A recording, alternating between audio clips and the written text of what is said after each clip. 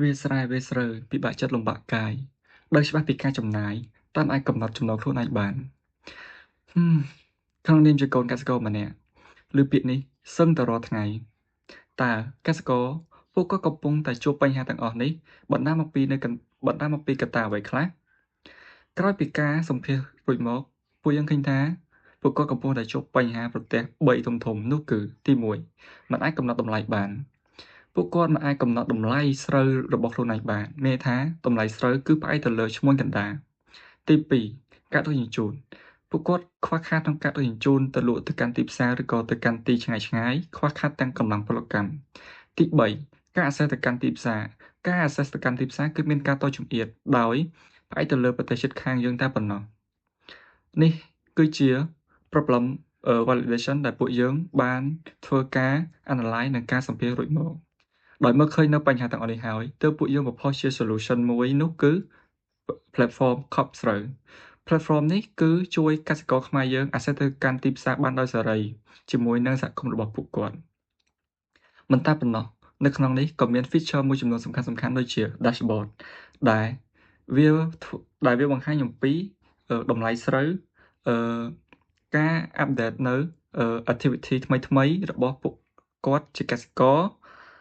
និងយើងមានជាខុសផ្ដល់ពួកគាត់ដើម្បីបង្កើនទិន្នផលរបស់ពួកគាត់ជារៀងរាល់ឆ្នាំ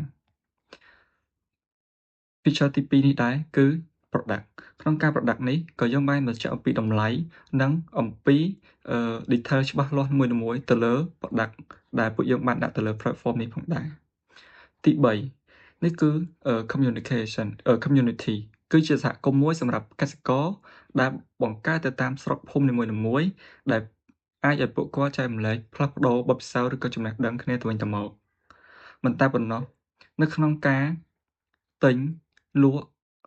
ឈ្មួញឬក៏សហគ្រាសធំក៏អាច inbox ឬក៏ឆាតមកសួរផ្ទាល់ជាមួយរបស់យើងផងដែរហើយចំពោះ target customer ឬអតិថិជនរបស់យើងគឺ2ទី1អ្វីមិនអាចខ្វះបាននោះគឺកសិករគឺយើងសម្រាប់ទៅប្រមូលស្រូវពីពួកគាត់ហើយទី2នោះគឺសហគ្រាសធំឬក៏ industry ដែលពួកគាត់គឺជាអ្នកទិញស្រូវពីខាងយើងទៅបន្ទាប់ពីនេះគឺជា prototype គំរូដែលពួកយើងបានធ្វើដំបូងនៅពេលដែលយើងចូលមកកាន់ platform របស់យើងវានឹងចេញវានឹង load រូបមកបែបនេះបន្ទាប់មកយើង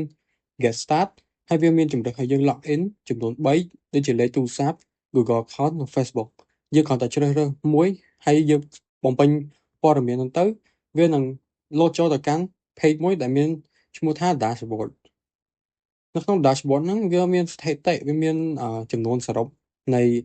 ស្រូវនៃអីហ្នឹងបន្ទាប់មកវាក៏មាន deal detail ដែរដែលពេលយើងចុច deal detail ហ្នឹងទៅវានឹងចូលទៅ community ដែលអាចឲ្យយើងជ្រើសរើសនៅ product ដូចគ្នាមិនត្រឹមតែប៉ុណ្ណោះយើងក៏អាចចូលទៅក្នុង product ដែលយើងអាចស្វែងរកទំនិញជាច្រើនដែលជាផលិតផលស្រូវរបស់ពួកយើងបន្ទាប់មកយើងមាននៅពេលដែលយើងចុច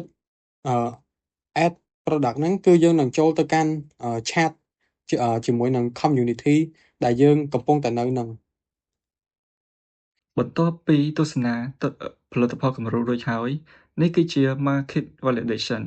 ដែលស្ទើរតែ 20% នៃប្រទេសកម្ពុជាដែលពួកគាត់គឺជាកសិករដែលពួកយើងបានយកចេញពី research paper មួយដែលយើងដាក់ link នៅគេនេះហើយគុណតម្លៃរបស់ពួកយើងនោះគឺទី1គឺពួកយើងផ្ដល់ជា price and statistic មានន័យថាពួកយើងផ្ដល់នៅតម្លៃច្បាស់លាស់និងស្ថិតិដែលផ្អែកទៅលើឆ្នាំនីមួយៗទី2 safe and reliable ពួកយើងបង្កើតនៅភាពទុកចិត្តនិងការជឿជាក់ទៅលើក្នុងការផ្ដល់សេវាកម្មរបស់ពួកយើងទី3 community customer អាច join នៅក្នុង community ដែលតាក់ទងផ្ទាល់ជាមួយនៅក្នុងតាក់ទងផ្ទាល់ជាមួយទៅនឹង farmer ដែល upload ឬក៏ update នៅ activity ថ្មីជានិច្ចហើយនេះគឺជា computer analysis ដែលទី1គឺ Amaru Rai ទី2 City Rai ហើយទី3គឺ Khmer Group Food ដែលប្រៀបធៀបជាមួយនឹង product របស់យើងទី1គឺ data providing មានថា ខាង platform របស់យើងនឹង provide នៅ data ច្បាស់ៗដែលពួកគាត់ទាំង3អត់មានទេទី2 product quality មានថាពួកយើងហើយពួកគាត់ក៏មាន product quality រៀងៗខ្លួនចំពោះទី3វិញគឺសហគមន៍ពួកយើងផ្ដល់ជាសហគមន៍មកគាត់តែចំពោះ Amazon គឺពួកគាត់អត់មានទេចំពោះដៃគូសហការពួកយើងនឹងមានគោលបំណងទៅនឹងសហការជាមួយនឹងក្រសួ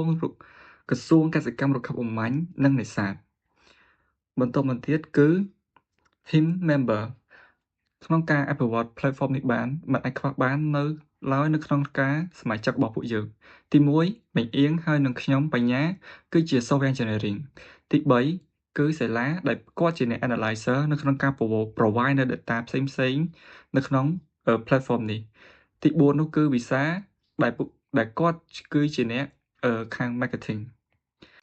scalability ឬការដំណើរការពិវត្ត